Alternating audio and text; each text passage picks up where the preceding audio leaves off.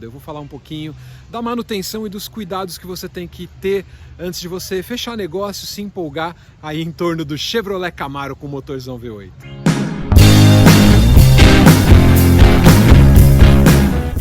Essa é uma das primeiras unidades do Chevrolet Camaro que chegou ao Brasil ali, anunciado em 2010, esse carro que custava na época R$185 mil, e ele tinha aquela lição de design, né, que a GM tinha nos modelos esportivos. Eles apostaram muito marketing em torno desse carro e ele tinha vários elementos, estilo ali, da década de 60 que a gente conhecia da primeira geração do Camaro, né? Principalmente quando a gente olha aqui, ó, na traseira, os ombros mais largos, a lanterna dele aqui, né? Esse estilo de farol foi muito usado no próprio Chevrolet Malibu, aquele sedã também. Rodas aro 20, olha o tamanho dessa roda que preenchia e muito bem aqui a caixa de roda.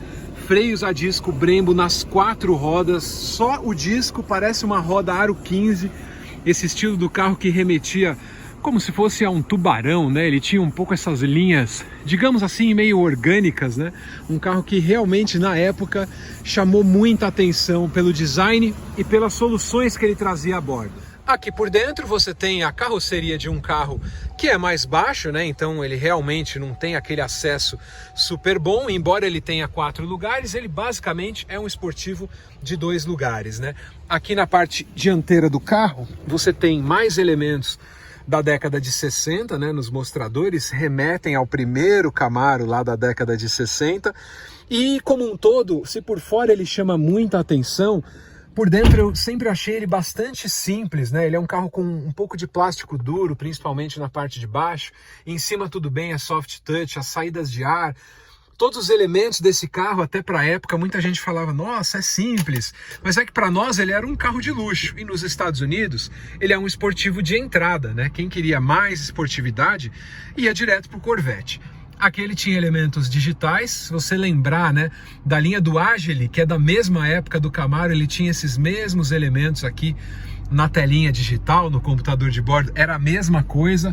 Outro item aqui que é muito parecido dos carros populares, né, retrovisor que era elétrico, mexia por aqui, os botões também, tudo isso parecia muito com a linha popular, né, da Chevrolet da época. Em termos de som, aqui no painel ele tinha esse som que para a época era moderno, ele já tinha Bluetooth nessa época, ele tem até ponto de carga USB, ele tem entrada para CD, são 6 CDs em entrada auxiliar, o ar-condicionado é manual, você manipula ele por aqui, as luzinhas são azuis, tá vendo? E aqui embaixo, mais elementos do Camaro antigo, que são os mostradores, né? Voltímetro da bateria, pressão de óleo, aqui é a temperatura de trabalho do câmbio, que acaba sendo exigido também.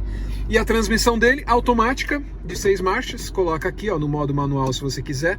Ele tem shift pedal, ou no modo drive aqui para você acelerar. Freiozão de estacionamento grande, bom para fazer drift, né?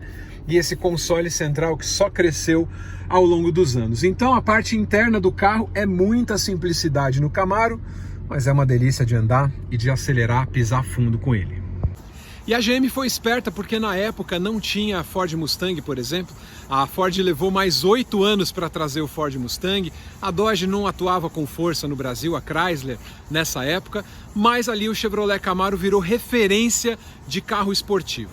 A dianteira dele era uma lição de design também, porque ela trazia elementos novos e algumas coisas antigas, né? O farol dele redondo, por exemplo, ali, ó, tá vendo? Abrigado na grade, isso era realmente um conceito novo de design e vários carros seguiram a tendência do Camaro. Ele era muito mais barato que uma C63, por exemplo, com motor V8 já na época. O que aconteceu? 550 unidades desse carro, eles venderam todas por R$185 mil, que é o preço de tabela desse carro hoje em dia. Ele é um carro espetacular de qualidade, né? Ninguém reclama e sabe que, assim, em termos de motor V8, mesmo sendo um carro de 5 km por litro ali, na estrada faz um pouquinho mais, o consumo dele é alto, mas não é só isso. Tem em torno uma manutenção aí para você ficar atento nesse carro. Você precisa saber que uma troca de óleo e filtro desse carro é um item mais caro, principalmente por conta dos filtros e nem tanto por conta do óleo. Então esquece a conta que você fazia até então. Trocar o óleo desse carro é caro. Outra característica dele, ele é baixo, como você viu, bem baixo. Então o que a gente vai acabar tendo como problema crônico desses carros? Suspensão, né? Por exemplo, bieleta, dianteira e traseira são itens caros, costuma dar barulho, costuma ter problema. E aí, meu amigo, não é preço de carro popular, é bem caro.